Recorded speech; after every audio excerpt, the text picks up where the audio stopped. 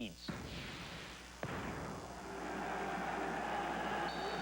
It was a chilly afternoon in southeast London, and you could understand spectators who thought they'd maybe like a hot drink to take up to their seats. But any delay in collecting their change, and they would surely have missed the game's opening goal.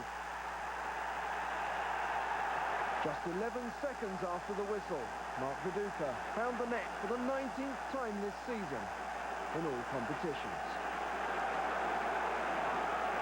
Leeds were 13th in the Premiership on the 1st of January, but their form since then has been so good that qualification for Europe through their league position is a realistic possibility. After 18 minutes, Charlton equalised. Nigel Martin knows the rules. If he comes for it, he has to get it. Sean Bartlett got there first, and he claimed his 5th goal of the campaign. Martin's frustration was plain to see.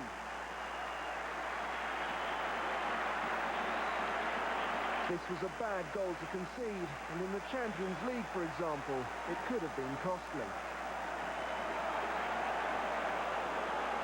But Charlton were in generous mood. Harry Kewell's run opened up their defence. They then gave Alan Smith plenty of room. And Sasa Ilic then allowed Smith's shot to slide underneath his body. Alan Kirbishley's team had been caught cold at the start of each half, and it was to result in just their 2nd Premiership defeat at the Valley since promotion. Smith's amazing dancing, fortunately not bare, wasn't too impressive, but Kewell's burst forward was easy on the eye, even if Ilic's goalkeeping wasn't. After the shock of letting it go in after 20 seconds, I think we got back into the game. And I think it was a bit disappointing that we didn't come in at half-time in the lead.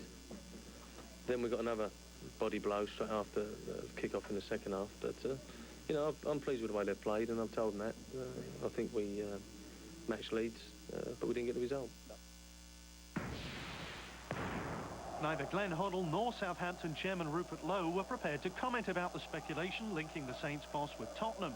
They were only concerned with beating Everton. But in the first half, a few chances. The closest either side came was Scott Gemmell's diving header. Southampton were looking for their 5th consecutive Premiership victory, something the club had never achieved before. Beattie tested Gerrard. Hoddle was given a terrific ovation from home fans at the start of the second half, and they soon had rather more to cheer. Joe Tessum took out Goff, then Weir, before dispatching the ball under Gerrard for his 6th goal this season.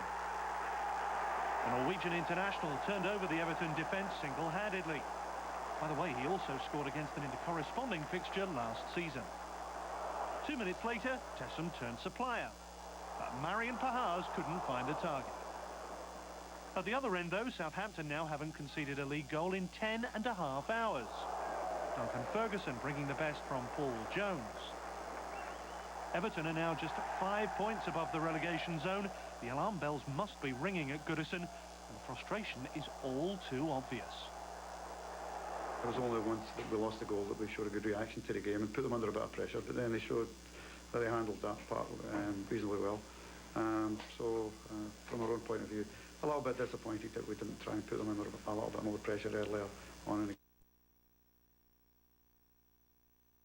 And it was like that today, you know, with Ferguson in the side. They put Gazza on, put in a lot of balls into our penalty area, a lot of corners, pressure, and we dealt with it. We dealt with it very well, but it was just disappointing that we didn't do what we did against Bradford, and that was go and get the 2nd goal, which would have eased everyone, and we could have probably passed the ball a lot better. This was West Ham's 3rd consecutive Premiership game without scoring a goal. They did manage 2 last Sunday in the FA Cup, of course, but they were still eliminated. Ipswich continued to amaze. They had already won on opponents' grounds on 6 occasions this season. And they might have won this game by a greater margin had it not been for the bravery of Nigel Winterburn. The Hammers' other veteran defender, Stuart Pearce, tried to repeat his goal of last week, but Richard Wright wasn't unduly bothered. The Tractor Boys carved out a decent chance for their top scorer, Marcus Stewart. But his failure to add to his 15 Premiership goals so far this season was no cause for furrowed brows. On the hour, Stuart Pearce fouled the former Huddersfield striker. Referee Mike Dean only has one view of the incident, but if he could have seen this angle, he might have decided that the offence had taken place inside the area.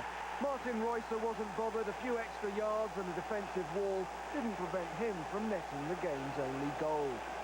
Only a good save from Shaka Hislop prevented another for the Dutchman as Ipswich kept up their challenge for a Champions League place. West Ham have got some tremendous players. The young players in midfield are exceptional, but I thought we deserved the win. I thought we passed the ball well, we gave them a problem, especially second half, and very pleased to go away with a win. Ipswich goes Dutch on West Ham, thanks again to Reusser. And that brings us to Sunday, where 2 games were left to be played. We start our Sunday roundup in Birmingham, with the Villains hosting the Gunners. And here we go, at Villa Park, ready to rock and roll. The referee blows his whistle, and play is on. John Gregory, hoping he can beat the Gunners in this one with the usual frown on his face. Lee Hendry will get off a low shot here. Alex Manninger dives. He can't even catch up to it, but no worries. He presented no danger as it went just wide. David Seaman rested in this one. Then Sylvain Wiltord dribbling the ball downfield, creating space to get off a shot. It was weak. David James easily put it away. Arsenal with another opportunity. Patrick Vieira sends a through ball to Frederick Ljungberg, and Freddie is going in. David James took him out without a shot getting off. Freddie's like, hey, do I get a penalty, huh? No, should have been awarded there, but the referee did not give it up. Second half now. Dennis Bergkamp lays it off to Silvino, who gives it to Freddie, setting up Sylvain Wiltord. He hit the net, but it was only the side of the net, just wide. Ljungberg set it up nicely, but Wiltord couldn't put it in. Later, Ray Farler crosses to Dennis Bergkamp, gets off a shot, but David James smothers it in front of the goal. Arsenal again. Arsenal all day putting the pressure on. Off the corner, Patrick Vieira heads it wide. Once again, the Gunners with a shot. Dennis Bergkamp here. He will lay it off to Robert Pires. Pires will get off a shot, but again couldn't find the net as he was wide.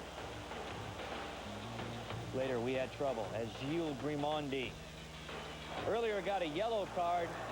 This time he's sent off. He took down Darius Vassell from behind. Grimondi, he was seeing red, and that's not good. He will miss the FA Cup semifinal against Tottenham later on.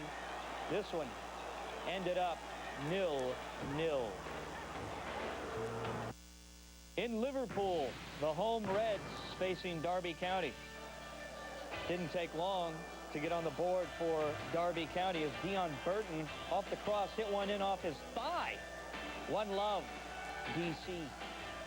Now in the second half, Poole gets going with Michael Owen, getting his own rebound and doing the net work on the second try. He stayed with it. That tied the match, 1-1. Later on, the Wonder Boy with another shot.